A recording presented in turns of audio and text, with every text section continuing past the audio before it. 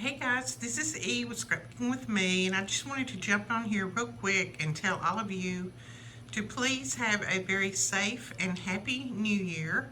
It's New Year's Eve 2020. Tomorrow will be 2021, a brand new year. Hopefully next year will be a lot better than this year was. But anyway, if you're still alive, you're still breathing, you're still able to get around, it has been a blessed year anyway.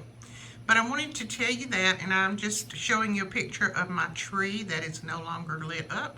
We've got to put those in boxes tomorrow, all of that stuff over there in the corner.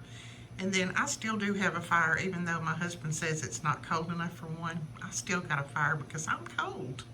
But I wanted to tell you that, just Happy New Year. And I didn't get a video done today. I tried to get end of the year things done, and then we had quite a few sale invoices that we filled and got those ready to go out the door as soon as the mail starts running again.